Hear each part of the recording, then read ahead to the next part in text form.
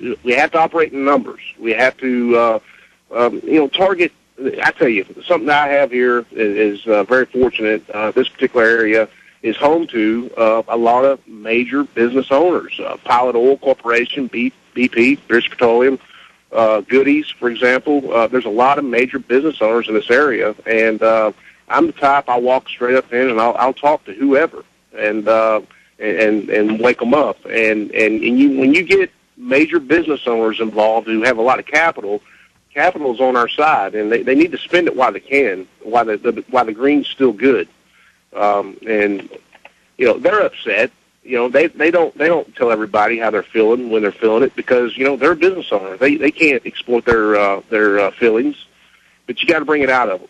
And absolutely. If we just sit here and take this, literally, we're going to be looted. And I appreciate your call, sir. Good to hear from you. Keep it up.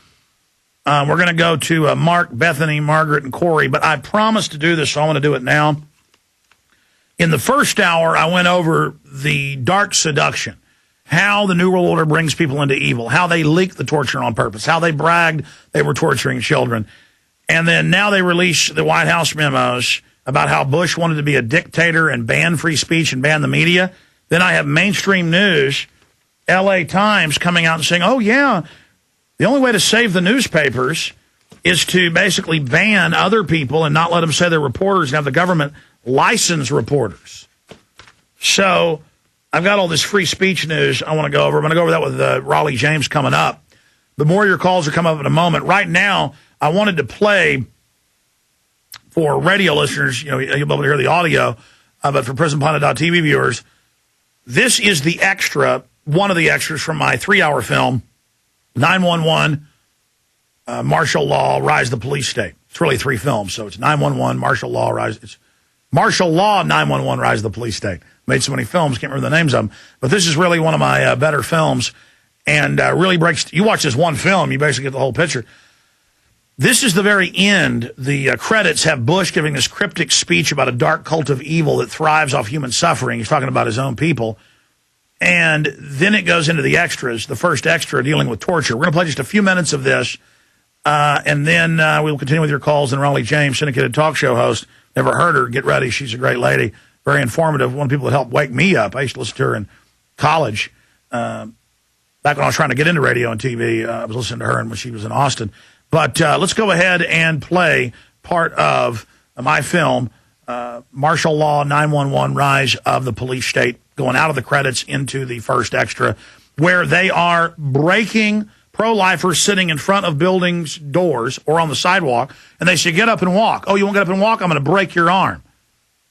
And see, that's what the taser is. Oh, don't tase me, bro. Oh, you shouldn't ask the question of Kerry.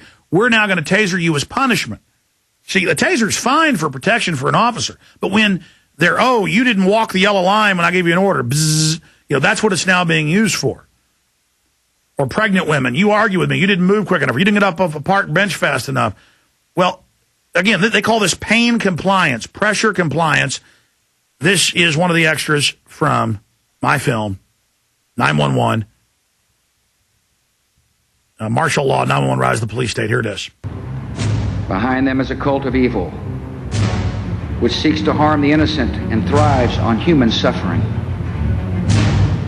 To purchase additional copies of this film, or to see dozens of other films and important books, be sure and visit Infowars.com or PrisonPilot.com. I forgot there was this ad in between it. 1-888-888. That's good, though. 253-3139. All right, here's the extras, because they've kind of got it in the playthrough modes and go on the extras.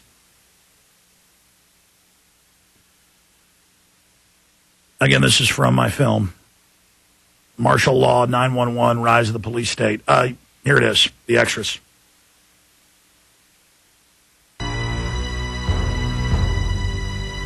The globalists have been systematically engaging in a massive brainwashing campaign, telling the public that torture is a good idea. And now we've seen the aftermath of torture. The Joseph Mengele-style abuses include killing detainees and harvesting their organs. But they don't just torture people to death. They do things so horrible we can't even mention them here. And there's no mystery when it comes to finding out who ordered all of this ultra-brutal torture at Camp X-Ray at Guantanamo Bay and Gitmo and 32 other camps in Iraq.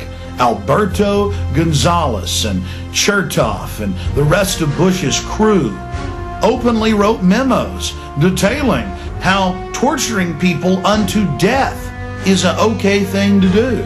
It's part of the public record. The White House and Pentagon ordered the torture, but when they got caught, they just burned a few of their underlings. The Pentagon's own reports admit that 90% of those that were picked up at checkpoints in Iraq were totally innocent. But that didn't stop them from being tortured.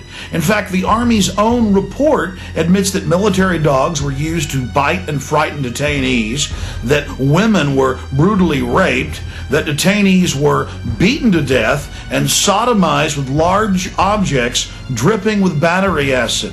People's children were also raped in front of them to attain answers. This is the same type of mentality we see from serial killers, and it's riddled with all sorts of perverted sexual abuse. Is this what the land of the free and the home of the brave has become? After 13 years of sanctions, over 1.5 million Iraqis died, 700,000 of them children. And now thousands of private contractors have taken over the torture where the Pentagon left off, following in the footsteps of other famous control freak serial killers and torturers. The only reason the elite is selling us on torture is because they want to condition us to where we will accept its use against us. And it's been going on for decades in America, in the prisons, and against pro-life demonstrators, environmental activists, and anyone else that doesn't totally submit to their tyranny. The footage you're seeing is from the late 1980s and early 1990s, where the police openly pulled out nunchucks, started wrapping it around the arms of peaceful pro-life demonstrators and brutally breaking them, simply because they refused to get off the side of the sidewalk. The police thought it was their right to break people's arms because they didn't follow their orders.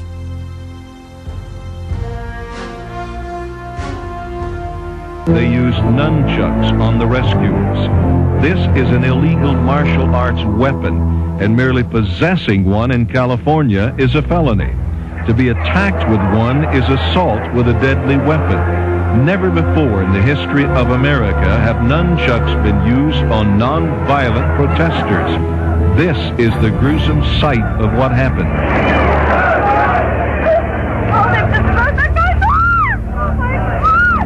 The police, in unprovoked cruelty, wrapped the nunchucks around Michael Hausman's arm and broke it. When lawyers went to federal Judge Tashima to request he order the police to cease using them, he denied the request, saying in so many words that pro-lifers could not prove they were in any danger. I can't tell you what it's like to be lying on the ground with police officers on a top of you, using all sorts of torture holds to make you walk. You can't walk even if you wanted to walk, and their sole intent is to torture you, and then listening to the screams of the people.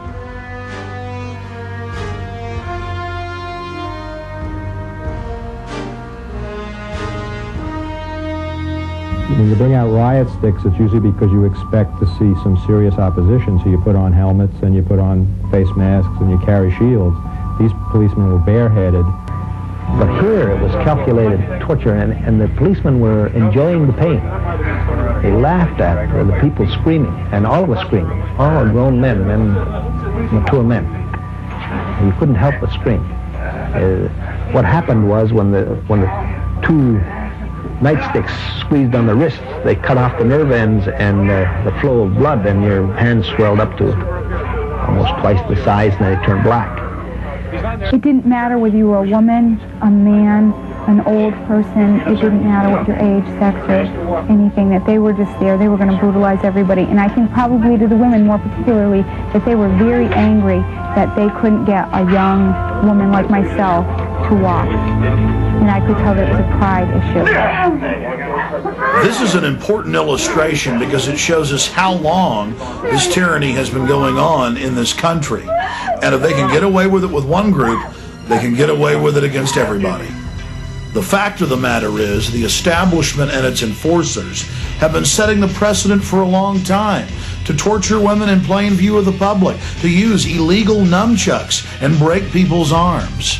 And now in Iraq, they have these big live TV shows with all the people confessing. All right, we'll be right back. For those that aren't watching, they have the nunchucks breaking the arms with pleasure. This year, many of us will have to make the tough decision on what to cut back on and what's essential as we prepare for an uncertain future. In these troubled times, one of the most important things your family can have is good health. Some of the contributors to poor health are parasites, viruses, toxins, and heavy metals. It's a documented fact. 80% of all Americans and 85% of people around the world suffer from internal parasites and parasitic infection.